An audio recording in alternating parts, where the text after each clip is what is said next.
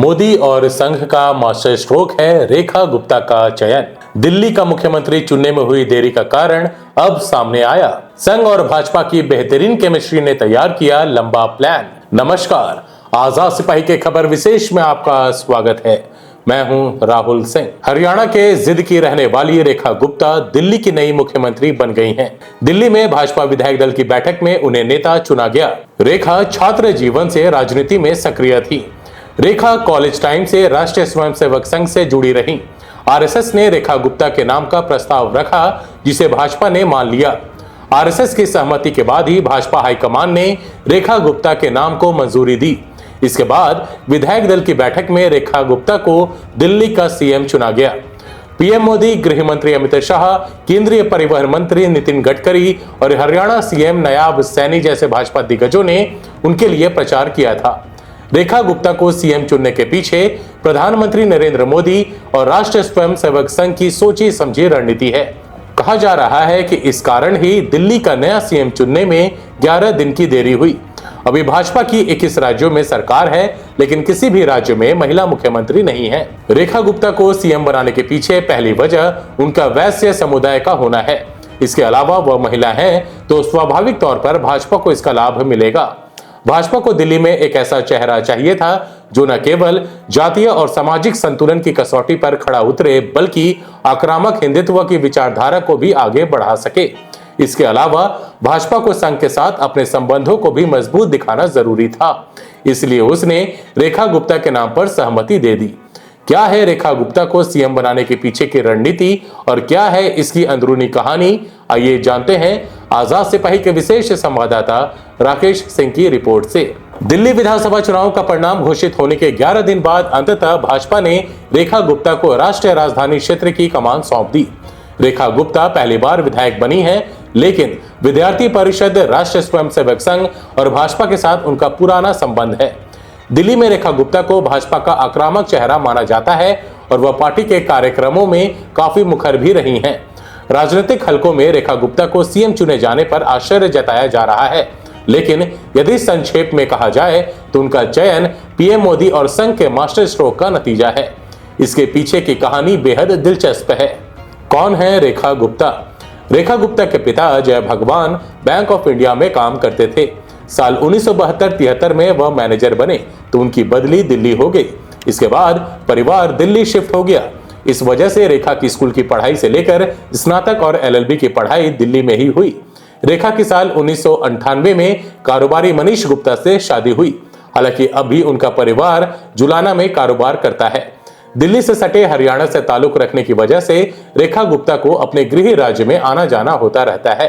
रेखा गुप्ता ने दिल्ली विश्वविद्यालय से पढ़ाई की है और कॉलेज टाइम से ही वह अखिल भारतीय विद्यार्थी परिषद से जुड़ी रही। रेखा गुप्ता दिल्ली यूनिवर्सिटी छात्र संघ में अध्यक्ष और सचिव पद का चुनाव भी जीती हैं। इसके अलावा वह 3 बार दिल्ली नगर निगम में पार्षद रही हैं। रेखा ने इससे पहले भी 2 बार विधानसभा चुनाव लड़ा। पहली बार वह 11,000 वोटों से हार गई थी, तो पिछले चुनाव में आम आदमी पार्टी की वंदना से 4,500 वोटों से हार गई थी। इस बार वह शालीमार बाग सीट से पहली बार जीती हैं। क्यों चुना गया रेखा गुप्ता को? रेखा गुप्ता को सीएम चुने जाने के पीछे बताया जाता है कि पिछले साल के लोकसभा चुनाव में तालमेल की दिक्कतों के बाद राष्ट्रीय स्वयंसेवक संघ एक बार फिर अपने सबसे अहम काम यानी भाजपा पर अपनी पकड़ मजबूत करने में जुट गया है। चुनावी माहौल बनाने से लेकर संगठन में एकता बनाए रखने तक संघ ने एक बार फिर अपने संगठनों और अपनी राजनीतिक शाखा भाजपा पर अपना दबदबा साबित किया है। पहले हरियाणा, फिर महाराष्ट्र और अब दिल्ली में संघ की विचारधारा की मजबूती, सुव्यवस्थित अभियान चलाने और कार्यकर्ताओं में एकता सुनिश्चित करने की क्षमता ने भाजपा और उनके राजनीतिक भविष्य के लिए उसे एक मजबूत आधार बना दिया है। रेखा गुप्ता संघ की पसंद है और उनकी नियुक्ति से साबित हो गया है कि संघ और भाजपा के बीच तालमेल में अब कोई दिक्कत नहीं है। दिल्ली में सीएम चुनने के लिए संघ शुरू से ही सक्रिय था। केंद्रीय गृह मंत्री अमित शाह ने संघ प्रमुख मोहन भागवत और संगठन महासचिव दत्तात्रेय होसबोले के साथ बैठक की, जिसमें रक्षा मंत्री राजनाथ सिंह और भाजपा अध्यक्ष जेपी नड्डा भी मौजूद थे। यह बैठक दिल्ली में संघ के नए कार्यालय केशव कुंज पथ में हुई।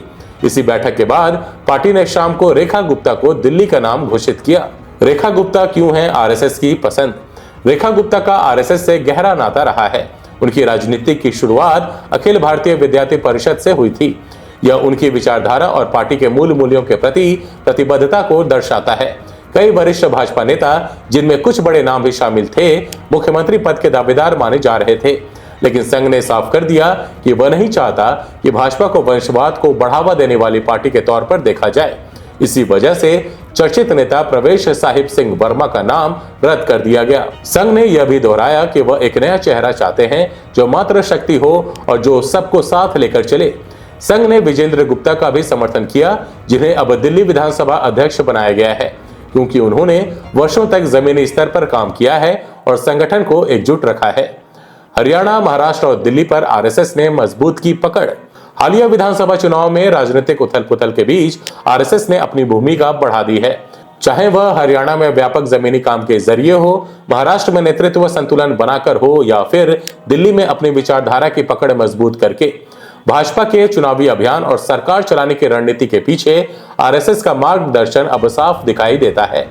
हरियाणा लंबे समय से ऐसा राज्य रहा है जहां आरएसएस भाजपा का नेटवर्क साथ मिलकर काम करता रहा है, खासकर गैर जाट वोटों को संगठित करने और हिंदुत्व की भावना को मजबूत करने में। भाजपा के अंदरूनी संघर्षों के बावजूद आरएसएस ने स्थिरता बनाए रखने में अहम भूमिका निभाई, जिससे पार्टी अपनी विचारधारा से जुड़ी रही। हाल ही के चुनाव में संघ से जुड़े संगठन और उसके सहयोगी बूथ स्तर पर काम करने से लेकर हिंदुत्व और राष्ट्रवाद को बढ़ावा देने वाले कार्यक्रमों में सक्रिय रूप से शामिल थे। महाराष्ट्र में संघ की भूमिका सिर्फ कार्यकर्ता जुटाने तक सीमित नहीं थी, बल्कि उसने गठबंधन बनाने और राजनीतिक समीकरण तय करने में भी अहम भूमिका निभाई। शिवसेना के विभाजन के बाद आरएसएस ने यह सुनिश्चित किया कि भाजपा महाराष्ट्र की राजनीति में केंद्र में बनी रहे।